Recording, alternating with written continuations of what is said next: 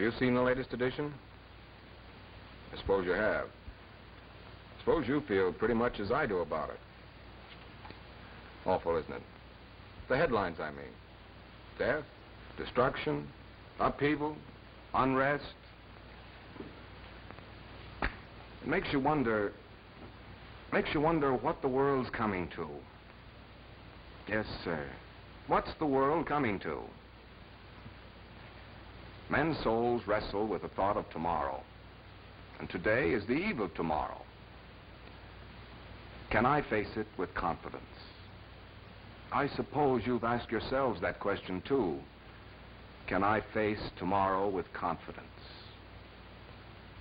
No man can tell what tomorrow may bring. But I'm not worrying. You know why?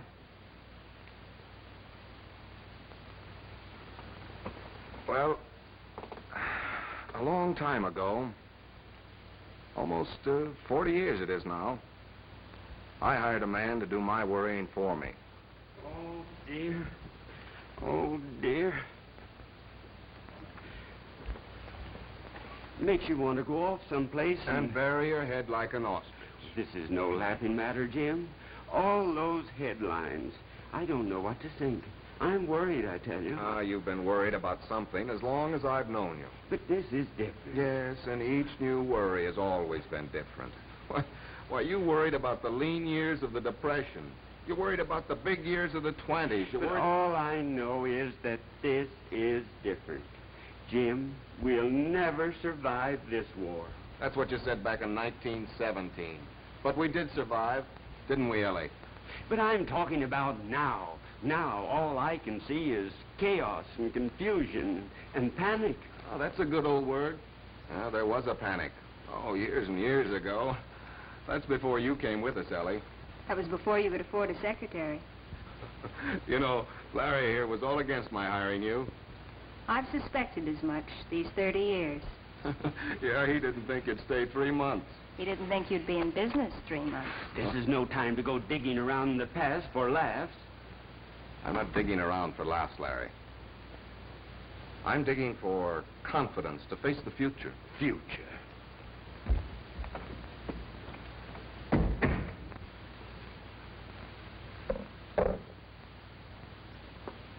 When I think of the future, I think of this business of mine. A long time ago, I hitched my wagon to a star. There was a drink, pure and wholesome, delicious to taste, refreshing. And they trademarked it Coca-Cola. I obtained the right to bottle Coca-Cola. I became a bottler of Coca-Cola. I still am. We've just put up a new plant here in my town. A new plant right up on Main Street. And people going by can see how clean and careful we bottle their favorite drink. Sometimes they stop in for a closer look at how we do things. This business of mine is a community affair.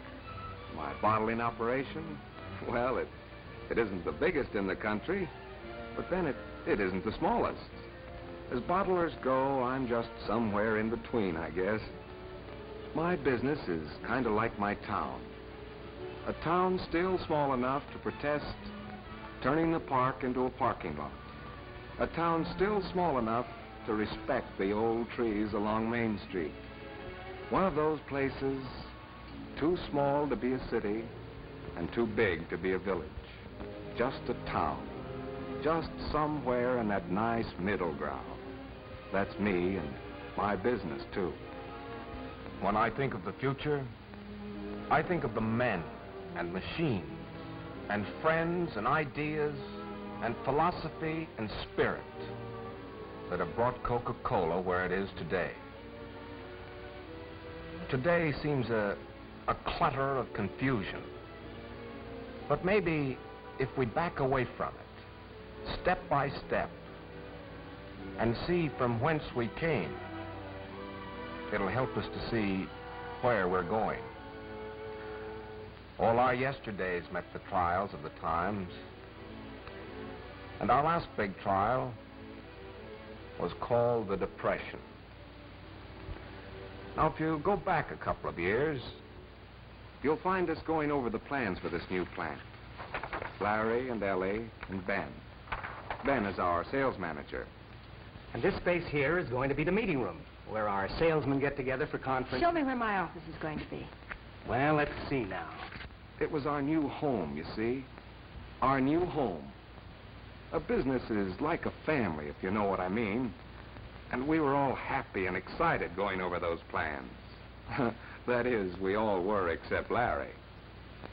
Mr. Larrabee, here's where our new office is going to be. Look. I don't want to look. I don't want any part of this. Do you realize this country has just witnessed the greatest crash and the greatest depression? We haven't done so bad. We have been lucky, that's all. It was something more than luck, Larry. Well, whatever it was, we're going to risk that and everything else building this new plant. But we need this new plant. I don't see why. We've come a long way down here on Pine Street. And we'll come a lot further up on Main Street. But right now is hardly the time to go sinking a lot of money in... Right now isn't what we're building for. It's the future. The future. You talk just like Jim Westlake. All he thinks about is tomorrow. Always tomorrow. That's right. And it was that kind of thinking, as much as your lady luck, that helped us lick the Depression. Well, I don't see it. It's quite simple. When you think of tomorrow, you think of getting more and more people to drink Coca-Cola. That's our job. Well, you bear down, you press, you push, you put out effort, and you get results. That's how we licked the Depression, Larry. And we licked it so well that now we've got to build this new plant to take care of the more and more, and still more, that's tomorrow. That's our sales manager. And he's absolutely right about how we licked the Depression. I remember once during those years, I walked into a place of business and... Oh, good morning, Mr. Westlake. Got an order blank there? Why, sure. I want to buy 4 new trucks. What? I haven't got any old ones to turn in either.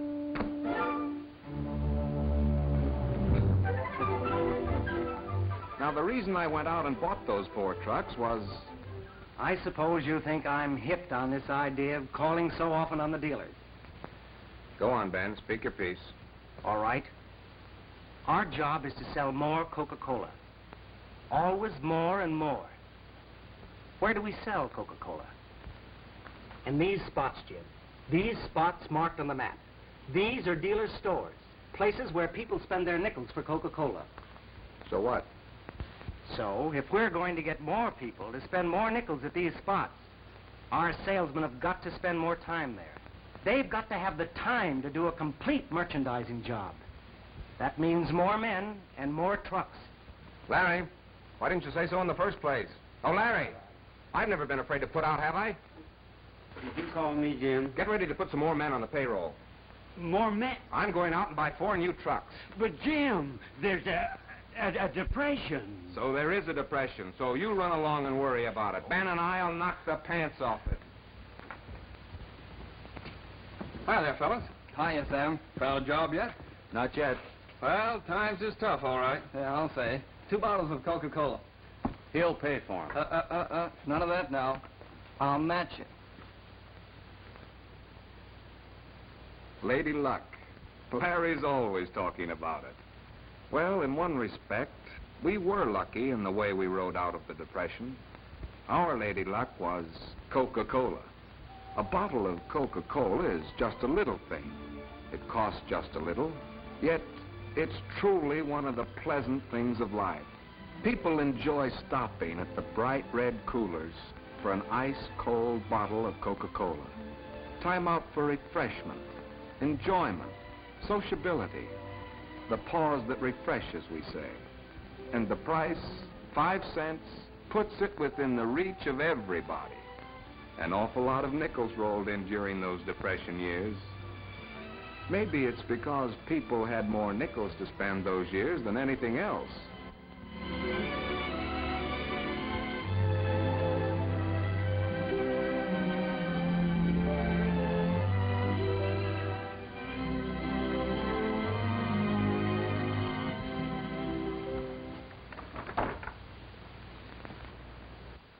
Morning, Sam. Hello there, Steve.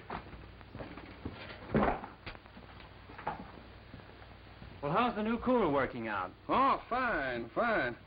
Things a regular ad sitting out there. I'll say it is. You're going to need an extra case. Well, I don't know, Steve. Well, of course, I'll be back on Thursday, but we'd better play it safe. Okay, Steve. You're the doctor. Okay.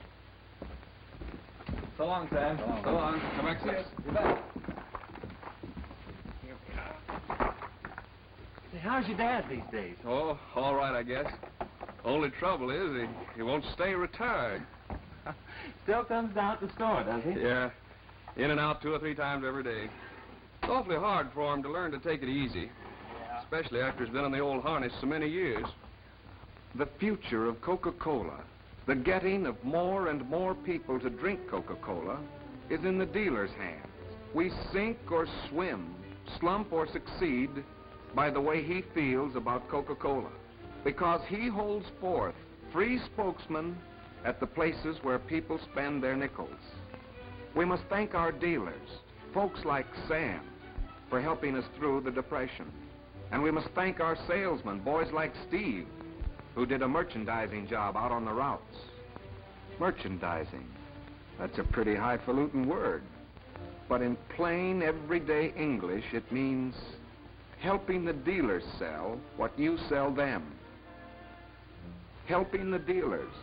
That's what Ben wanted to give the boys on the routes more time to do. It was giving the boys time to put out effort at the places where effort counts most that helped us lick the Depression.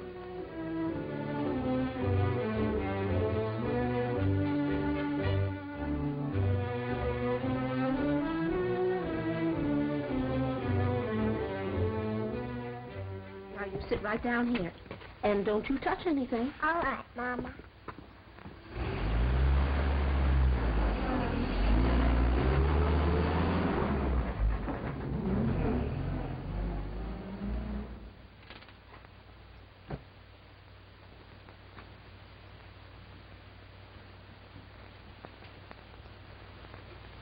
Hello, Mary. Why, what's the matter? Nothing. I'm just sitting here waiting for my mother.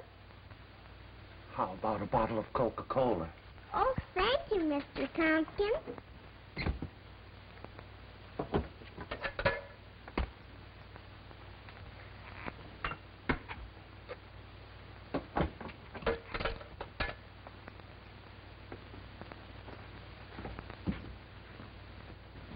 Hello, Dad. Well, I thought you'd retired, Mr. Tompkins. I'm trying to. It's pretty hard, you know. I've spent most of the years of my life in this store here. The real reason you can't retire is you don't think I can run the business. Of course I think you can run it. Why shouldn't I? Didn't I train you? Didn't I train you? You know, that's just the way I feel about my boys. I feel if they can go out on the routes and do a good job, well, it's because I showed them the ropes. Of course, I know this isn't true. Not literally. Ben Hawley is the sales side of my business. He handles the training. But I trained Ben. And I signed up for the films and records that have been so important a part of our training program. I remember the day our first meeting came. You don't expect the boys to sit around and look at a lot of pictures, do you? This program is more than just a lot of pictures, Larry. It's a training program. Why, if we expect the men to go out and do a better job on the routes, we've got to show them how to do a better job. We've got to help our salesmen to help our dealers. One trained man, one salesman, is worth more than 10 delivery men. And the answer to this depression is men, M-E-N. Is that what they told you in Atlanta? No, that isn't what they told me in Atlanta. Larry was mad at Atlanta all that year. You see, that year, the bottlers of Coca-Cola had a convention there. You know, with the banks closing and all, I wasn't so sure we'd have this convention. We'll lick this depression. Sure we will. Bank holiday or no bank holiday? What do you think of this new advertising campaign, Jim? No, it's something, I'll tell you. We're putting out more advertising than ever before. This year. Now. Now's the time to put out. The hill ahead looks steep. Looks like it'll be hard going to make the grade. But I'll tell you this. If we get a bigger motor, we'll climb that old hill in high. You've got to give to get. You've got to put out. Not just money, that's easy, especially when you've got it, but you've got to put out in time and effort and friendliness, too. Helpfulness. That's the way we'll lick this depression. Read all about the bank holiday proclamation. Extra. Get your late paper. Read all about it. Read all about the bank holiday. Dear, Extra. oh, dear, I Get your don't late know what the paper. world's Extra. coming to. Just a minute, folks. Oh, here's Mr. Peyton. When does the bank open? When do we get our money? I'm sorry. All I know is we got an order to close the bank. Why, I don't know any more than just what you can read in the papers. Extra. Bank holiday. Extra. Read all about it. Extra. Get your late paper. Headlines. Blaring, scaring headlines. We faced them in the past. Yes, we faced them in the past.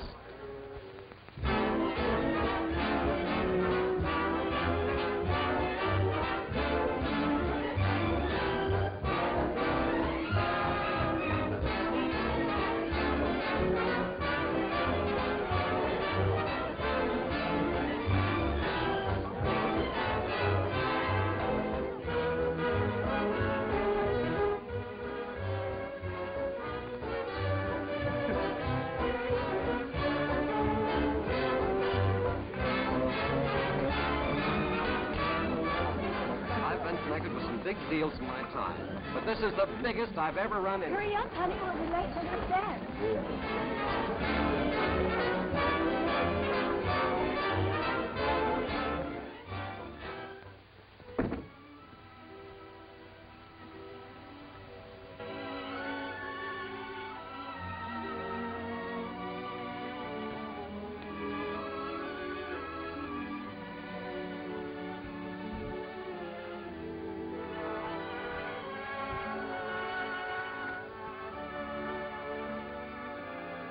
I saw you duck out on the party, Jim.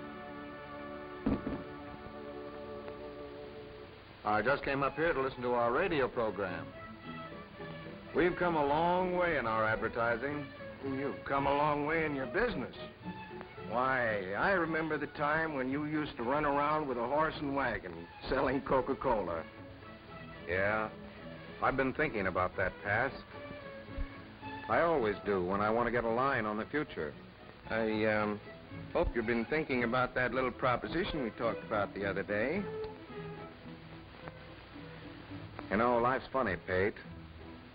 When I was poor and running around with that horse and wagon, I had to come to you begging for a loan.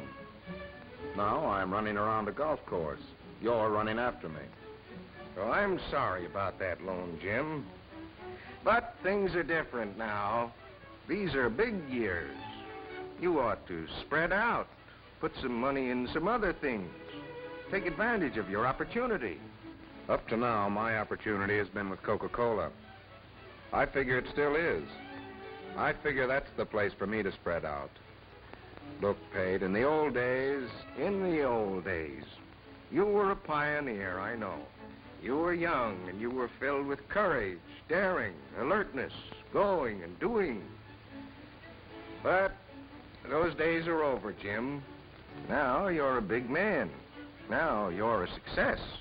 Now I should grow old with prominence and prosperity? No, Jim. Now lethargy should set in? Now the beam should broaden? Now barnacles accumulate? No, Jim, no. That's just what I figure. Why, every man is a pioneer in his youth. It's natural. Well, I want to be one in my middle age. I want to be one until they carry me off someplace and plant sod on top of me. Why does everybody think that pioneering is the monopoly of youth and yesterday? Why, I'm 10 times the pioneer I was 20 years ago. I'm 10 times the man. My business has grown, and I've grown with it. And I want to keep on growing. These are big years, Pate. But I hope they're not too big for me.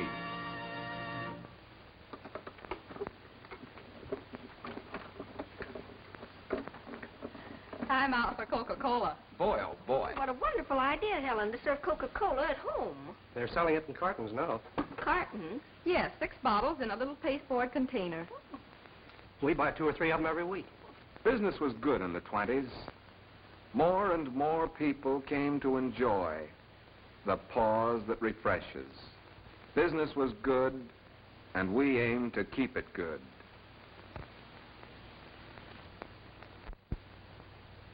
Well, eh? Yes, Mr. Westlake? Has Ben come in yet? Yes, he's checking in his cash. Ask him to stop in and see me, will you, please? Yes, sir.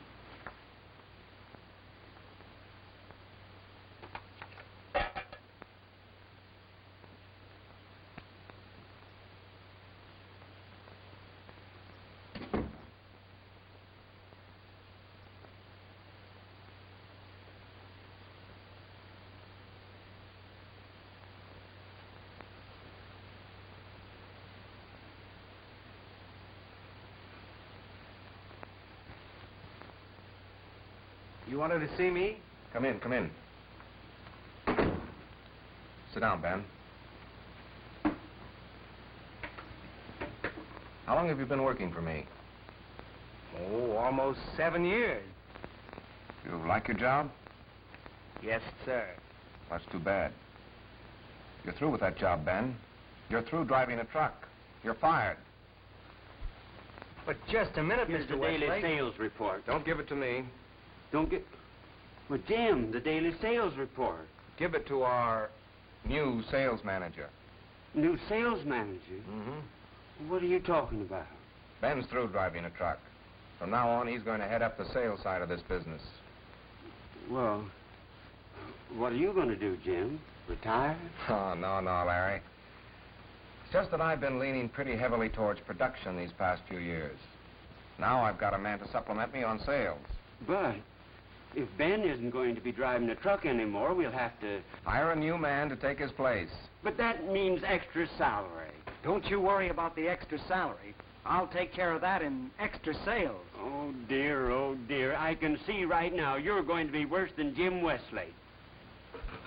He means you're going to be better than Jim Westlake. Thank you, Jim. But I'll have to go a long way to do that. Go on now, beat it.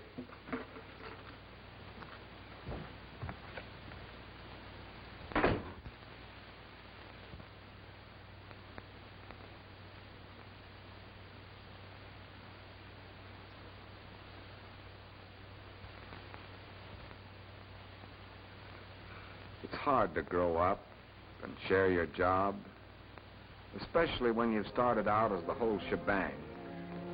It's hard to realize there aren't arms and legs enough on one man to manage a continued growth. Mom! Oh, Mom, I want a bottle of Coca-Cola. No, Sonny. No, you don't. Yes, I do. I want a bottle of Coca-Cola. Sonny? I want a bottle of Coca-Cola. But it wouldn't be cold here. You know it won't taste good if it isn't cold. We always serve it cold, Mrs. Parker. Oh, I know your sign says that. But you can't believe advertising. You can believe that advertising, Mrs. Parker. We've got this contraption here to back it up. What is it, a washing machine? No, ma'am, no. That's a cooler for Coca-Cola. A cooler for Coca-Cola? Yes, ma'am. Just feel how cold that bottle is. Well, I declare. I want a bottle of Coca-Cola. Of course you do, and I want one, too. Dad, I think I'm getting something. Is Sam still fooling with that wireless set? Yes, he ain't worth his salt for helping out in the store these days.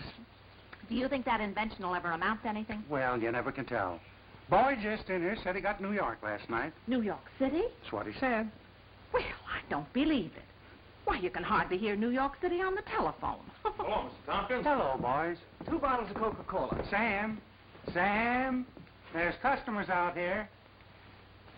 Oh. Hi there, fellas. Howdy. Hi. 2 bottles of Coca-Cola coming up. Are they cold? Ice cold. That's the way we always serve them. Ice cold. That's the way folks like Coca-Cola. That's the way we advertised Coca-Cola would be served to folks. Our advertising made customers for Coca-Cola a promise, and the cooler made sure we kept that promise. The cooler was the answer to an obligation to the people who spend their nickels for Coca-Cola. Those were big years. And we, who hitched our wagons to Coca-Cola, tried to foresee and direct a continued growth to yet bigger years. We built a heritage for the future by meeting our obligations to the years at hand. Now, there's a lot that meets the eye in this business of Coca-Cola, but when you boil it all down, it's just two things. One, getting a good product. Two, getting people to drink that product. One has to do with production, the other with merchandising. In those years, the bottlers of Coca-Cola were hipped on production.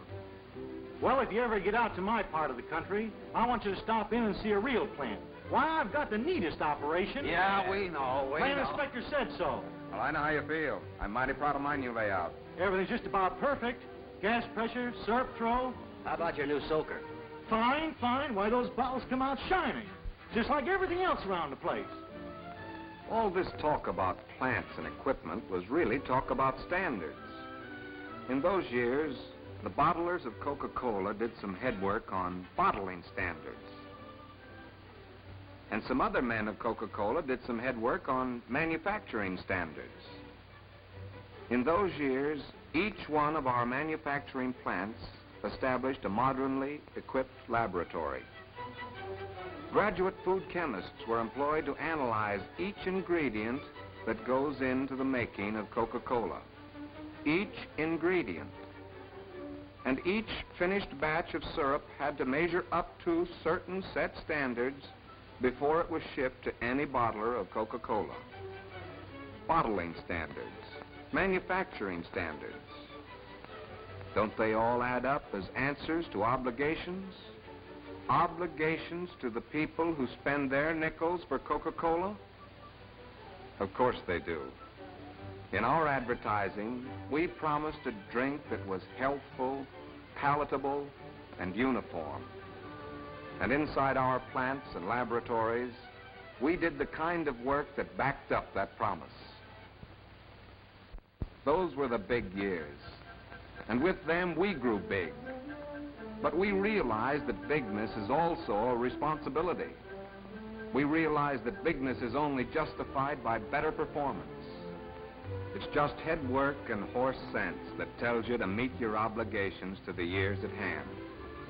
Meet your obligations. Keep your promises. Put feet on your dreams. That's the way to assure continued growth. That's the way to build a business. And for such a business, there's always heritage. There's always future. And there's always tomorrow. That was true back there in the 20s. And if you're thinking, like I'm thinking, you're thinking it's just as true today.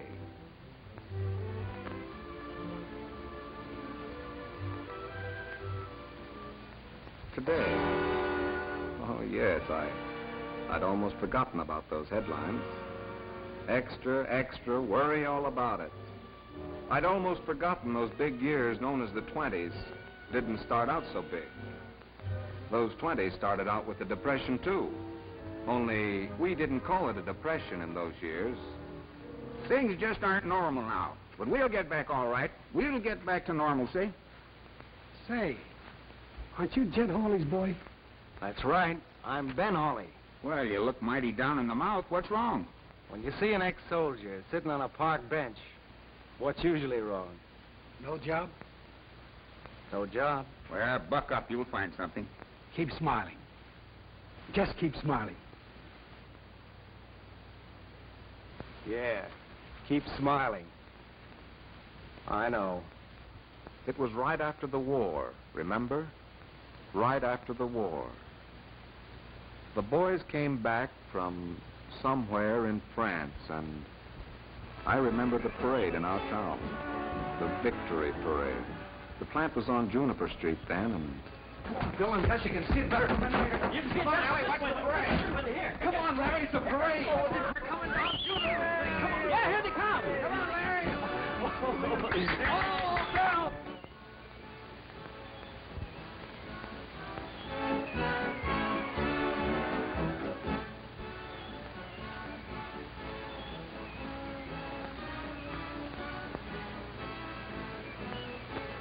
Is it all right if I tear up the telephone book? No, it isn't all right if you tear up the telephone book. They tore him up in New York City. I saw it in the movies. This isn't New York City. There's Harry. There's George. Hey, George! George! George! George! Hey! Hey! Attaboy! As he died to make them holy, let us die to make them free. While God is marching. Stop it! Stop it! Stop it! The boys didn't all come back. Some of the boys were still somewhere in France. Ellie's young man was with them in that somewhere. Ellie's young man was an honor roll name on the wall in our plant. A business is like a family, if you know what I mean. Oh, dear. Oh, dear. What are you worrying about now, Larry? Do you know the United States is at war? Do you realize the government is rationing sugar? I did see something about it in the headlines. Those headlines. Those headlines. I don't know what the world's coming to. Are you worrying about the world or just the sugar shortage? Both. We'll never survive this war. Coca-Cola, the country, or any of us. Hiya, Joe. Hello, Sam. What's on your mind? All these soldiers in town, they've cleaned up my dad out of Coca-Cola. Okay, Sam. I'll send over a couple of cases. Have you seen Grover? Uh-huh. Gosh, it's a swell uniform he's got. Wished I had a uniform like Grover's. Where's Miss Ellie? Mr. Westlake gave her the day off. I bet I know why. You want to know something? Miss Ellie's mighty sweet on Grover. Run along, Sammy, please. Don't you see I'm busy? Bye. Grover, darling, I'm frightened. Now, Ellie. Remember you said you weren't going Yes, to... I know. I said I wouldn't cry, and I'm not crying. It's just... Oh, darling, I love you so very much. Don't you worry. Why, it'll all be over soon. I'll be back. Back driving that old truck for Jim Westlake. And you'll quit that job in the office. We'll get married and have a home and...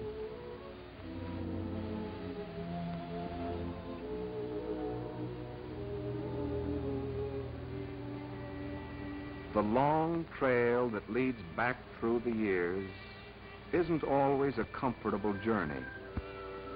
Those war years were dark years.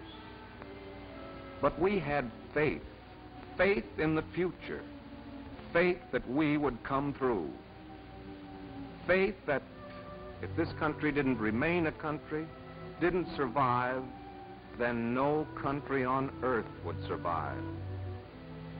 Faith. No battle is won without it.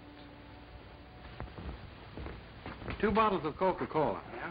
Make sure it's Coca-Cola. All them bottles look pretty much alike. Not now, they don't.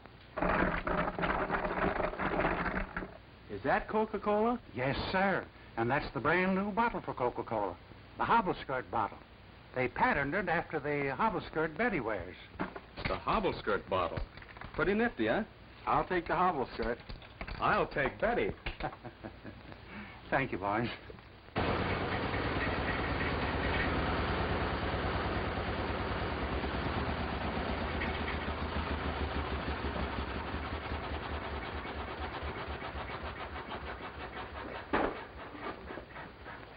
Hiya, fellas. Hey, what are you all dressed up for? We're rowing up the river on a picnic. Picnic, eh? You taking along some bottles of Coca-Cola? We're doing the rowing. The girls are going to bring the victuals. Oh, but no picnic's complete unless you bring along some hobble-skirt bottles. There's no way to keep Coca-Cola cold on a picnic. Easiest thing in the world. You're rowing a boat, huh? Well, just loop some knots in the rope to some bottles of Coca-Cola and trail them along in the water. That'll keep them cold. We'll talk it over with the girls. Hiya, Mr. Tompkins. Sam, How much Coca-Cola are you bringing in here? 24 bottles. 24 bottles? Why, you need 'em, Mr. Tompkins. Well, you've only got 4 or 5 left. Grover, do you know what date this is? Yes, sir. Saturday, September the 1st. Yeah, and Monday's Labor Day. Why, if I took them 24 bottles, I'd have them sitting around till spring.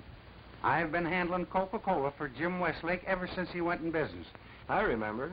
I was in grammar school then. Well, then you remember I never sold any Coca-Cola after cold weather sets in.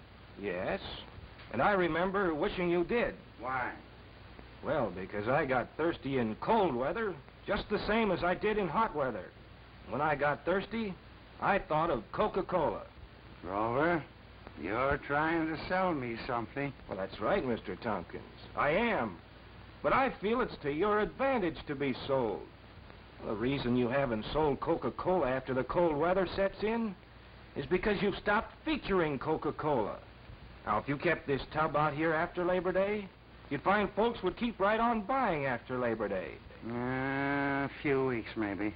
All winter long. Now, listen, Grover. Listen to reason. I can't keep that tub out here all winter. Where to put my stove? Well, you can move the tub over a little. And when these birds come in and sit around the stove, well, they can just reach right over and have themselves a bottle of Coca-Cola.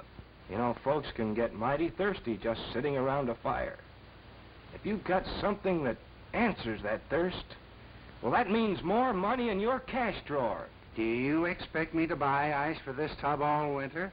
No, you can just chop some away from the front door. Okay. Okay, you're the doctor.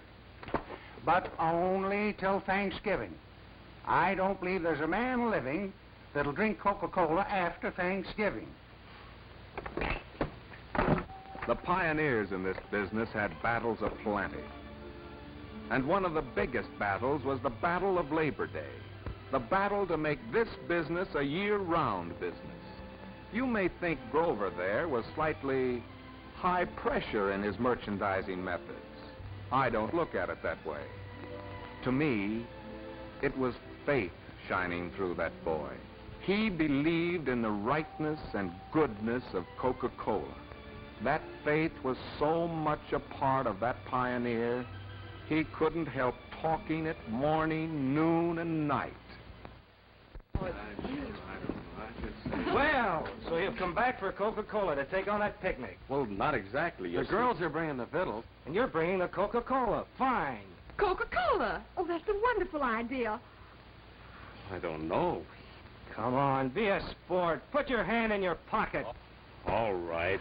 What's going on out here? I just sold some bottles of Coca-Cola for you. Well, now. And by the way, folks, anytime this winter you get to feeling thirsty, you can stop right in here at Mr. Tompkins and enjoy this delicious and refreshing drink.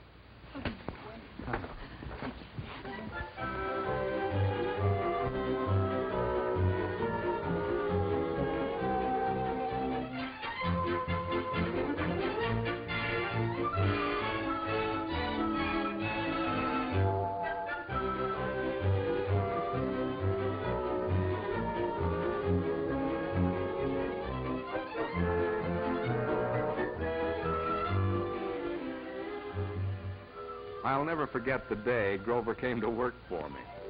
It was the day I went out to buy that truck.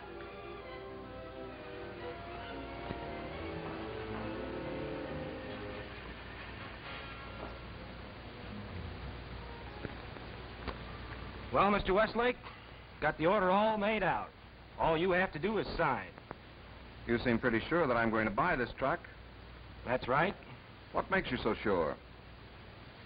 Because you're a man who believes in the future, Mr. Westlake. Tomorrow, huh? Yes, sir. Always tomorrow. An awful lot of nickels would have to change hands before I could pay for this truck. Maybe I'd better wait a spell. Waiting won't make the nickels change hands.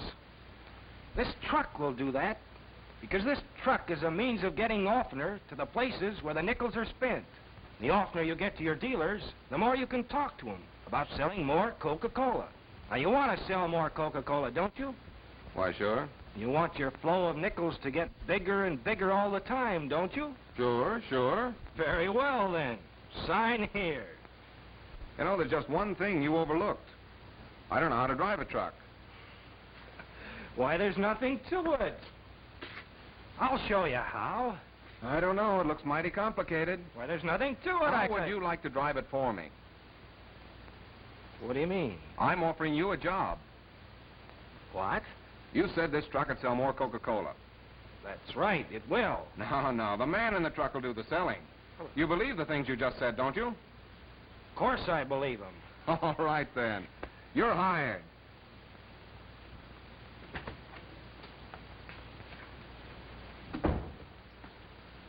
Morning, Larry. What are you worrying about this morning? You know perfectly well what I'm worrying about. Bills, bills. Why don't you pay them? Why don't I? You know just as well as I do that we haven't enough money to... All right. Just sort out those we can't pay, and after a while I'll get off some letters to them. Oh, why did we have to move up here on Juniper Street? Why did you have to invest in all that machinery? How long do you expect to stay in business if you don't meet your obligations? Well, not very long. That's why I bought that new machinery. Talk sense, Jim. Please talk sense. All right. I moved up here on Juniper Street. I bought that new machinery because if I want to stay in business, I've got to meet my obligations to the people who spend their nickels for Coca-Cola. I've got to see to it that Coca-Cola is bottled according to fixed standards. Hey, boss, there's someone out here asking for you. Another bill collector. No, this here's a lady. That must be Miss Smith, Joe. Show her in, will you? All right. Who's Miss Smith? My new secretary. Your new... Jim Westlake, have you gone out of your... But, Larry, all bottlers have secretaries now. When I was in the convention in Atlanta, we... Atlanta. So, that's where you got your idea.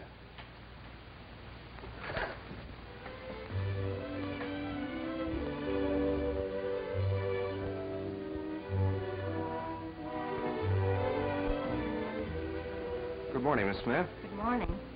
Oh, this is Mr. Larrabee. Good morning, Mr. Larrabee. Good morning. For the present, Miss Smith, you can sit right here at my desk. I won't have much use for it for the next 3 months. After a while, maybe we'll get one of those special typewriter desks. Don't count on that too heavily, Miss Smith. We may not be in business after another 3 months. May I take your hat?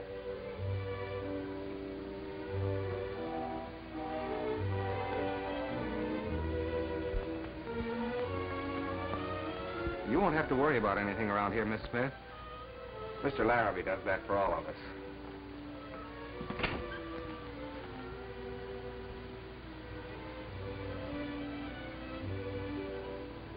I think I'm going to like this job.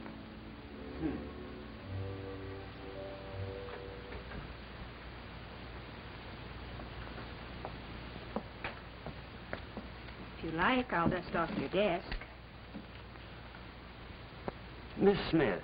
Yes, Mr. Larrabee? I may as well tell you right off. I do not approve of women working in an office. But why, Mr. Larrabee?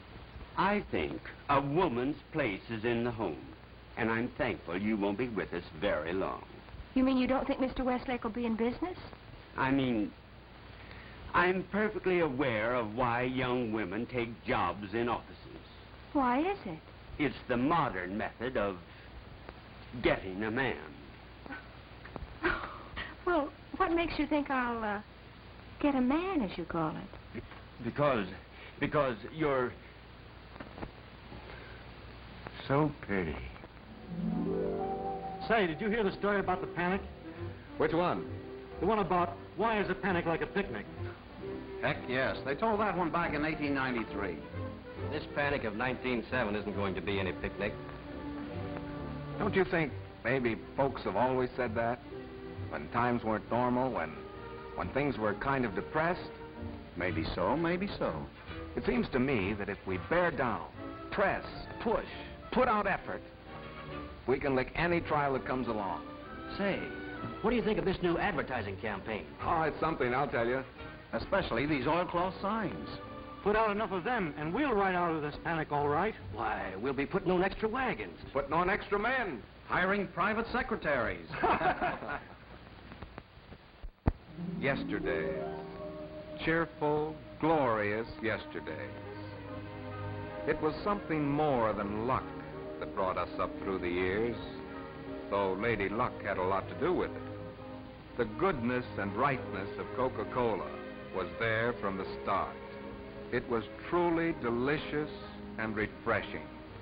People from all walks of life, on any old street, whoever they were, whatever they did, wherever they might be, people liked Coca-Cola. It's the single thing I know of that people can taste again and again, and more, and never grow tired of. Coca-Cola is a repeater, so much a repeater that when the trademark was questioned, the Supreme Court of the United States upheld Coca-Cola as a single thing from a single source and well known to the community. We were lucky. But if luck hitched our wagons to this star, fate kept them hitched. I was just coming in to see you. I hope you've been thinking about that little proposition we talked about the other day. You mean the loan? Yes, did you fix it up for me all right? Well, you see, Jim, this country is going through a kind of a panic now. I'll be good for it. I've got my business and... It's a one-horse business. It won't always be one horse, Mr. Peyton. Someday it'll be right up here on Main Street. Well, I hope you're right. But I'm afraid I can't risk the bank's money on dreams. Dreams? Yes. You're a dreamer, Jim. You're always thinking about tomorrow. Always tomorrow. And, well, you come back on some future tomorrow, and then maybe... On some future tomorrow, you'll be coming to me, Mr. Peyton. You'll come to me asking for something or other. In that case, I'll apologize to you, Jim. I'll say, I'm sorry I didn't give you this loan. Good luck, Jim.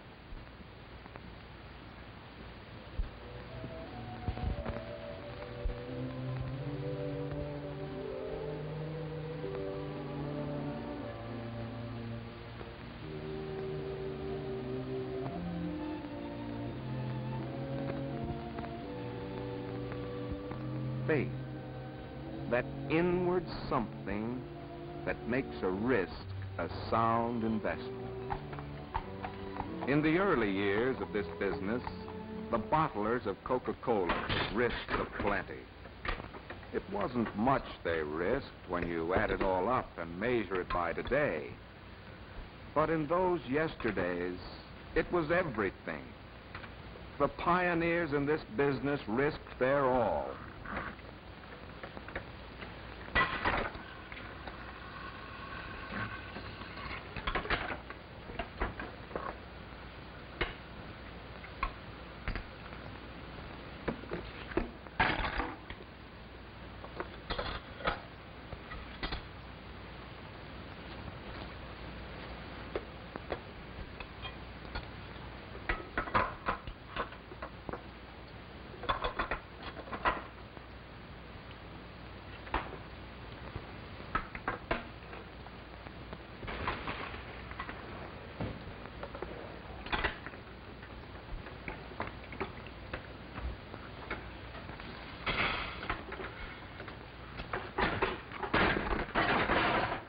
Oh, dear, oh, dear. What's the matter, Larry? I don't know why I ever started working for you. Because this is a great business. Why, someday you... Someday. Don't start singing that tune, Jim Wesley. Oh, there's a great future in this business, Larry. I'm not thinking of the future. I'm thinking of today, now. Now, all I can see is... What we've got? Yes, what we've got. Second-hand equipment, bottles that break every time... That's the difference between you and me, Larry. You know, life is like a piece of chicken wire. Two men are looking at it. One sees only the wire. The other sees the holes between the wire. That's you and me. You see what we have got, and I see what we haven't got. You see the present, and I try to see the future. Oh, we'll go a long ways together, Larry, you and I, for we're like two legs of a compass. You're the firm leg, and I'm the leg that spreads out, reaching always for more and more and still more. That's the story of this business. And I hope that the more and more and more that was yesterday will help us to see the more and more and still more that is tomorrow. Always tomorrow.